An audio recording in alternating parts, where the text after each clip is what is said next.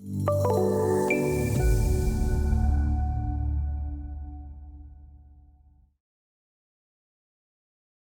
this video for OpenBuildings Designer Connect Edition HVAC Design course, we're going to take a look at using the single line mode to quickly connect these supply diffusers to the duct run that was modeled in the previous video.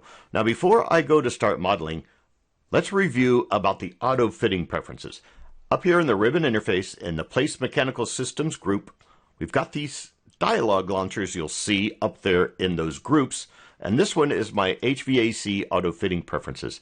And notice for the round ductwork, which is what I'm going to use to do these connections, the elbow options that I've got set here. But let's take a look at the branch options. So branch options for round, the category is set to takeoff. And that's good. I want takeoffs to be included where this duct is going to meet into that branch of the ductwork, that main branch that I've got in there. So don't forget that even though we're modeling in single line mode, it's going to take a look at this auto fitting preferences to include the fact that there's going to be a takeoff there and the way the elbows are going to be modeled. Because we'll take the single line mode in a subsequent video, use the HVAC system analysis tool, run some analysis, and promote this single line model to a 3D model. So I'll close my HVAC auto fitting preferences. Let me get my views set up a little bit here. I'll get view 1 kind of back over there. Notice I've got view 2 in a top orientation over here. View 3 is in a front orientation. If I do a fit on there, you see where my duct is up above those supply diffusers. And I've got references attached, but I've got the display of those references turned off. So if we come and take a look at my references dialog, I'll just use the button here, which pops that dialog box open. Attached to the ribbon, I see I've got Architectural Discipline Master, Structural Discipline Master, and I've got the display turned off. Now since I picked the button out of the ribbon, I'll just move my cursor off of that. It will close that references dialog box. One thing I want to do in my view 1 is change the display style. I like using various display styles depending on what I'm doing in my models. If I come up to my drop-down list here of my display styles, now notice what we've got here under modeling. We've got mechanical and transparent references. Well, I'll set it to mechanical. Take a look at how that looks. It gives me that nice blue background there, and things are transparent, but I see the outline of these mechanical components. Now don't forget, this is the single line mode that I'm seeing there, and these nodes that we see that indicate that there's a shape change and that there's a bend. So those are the nodes in that single line mode. Now I'm going to rotate this view, Control Shift to right click. I'll use my screen pop-up menu, put this back. Now I just changed view 2, so let me go previous on view 2. Make sure view 1 is my active view. Put it back to this kind of standard isometric. In fact, I'll do a dynamic rotation and rotate that off a little bit.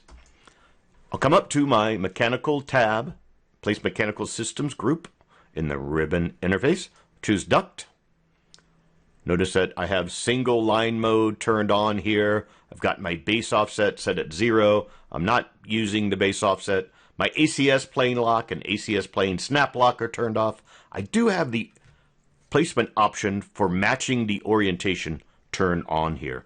Over in my property panel, I've got duct round selected. I'll set the phase to new construction and the diameter to 12 inches.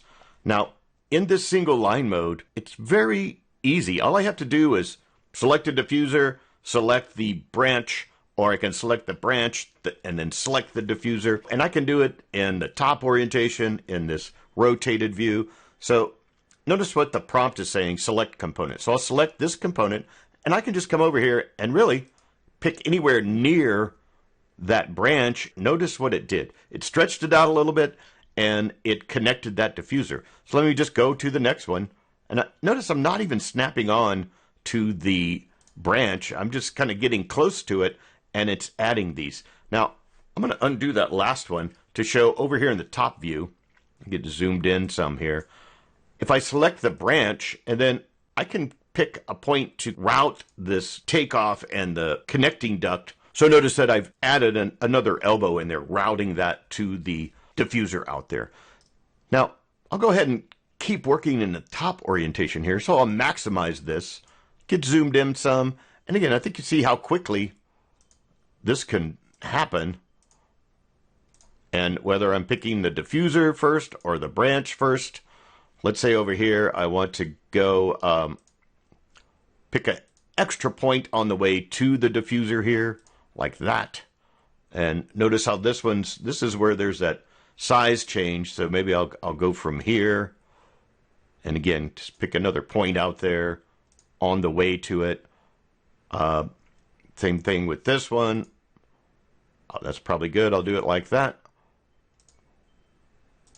And it's automatically adding the drops. We'll take a look at it once I get all these connected. For this one, I'll go from here, pick another extra point on the way to it.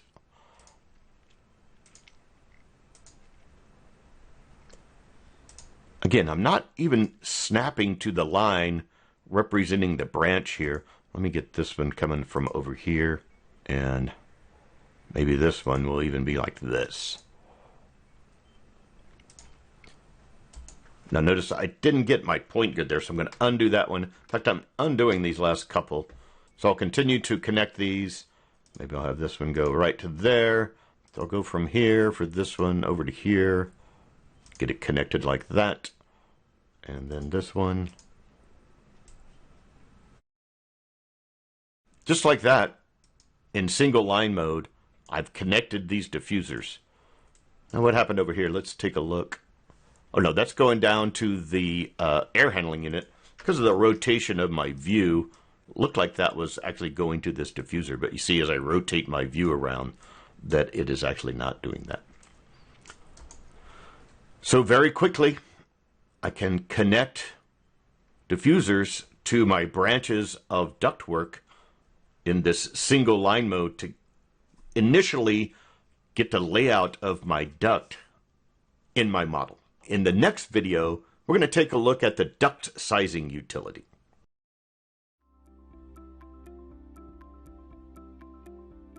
If you found this video helpful, please give it a like. If you want to see more such series, consider subscribing to our channel. Thank you, and see you next time.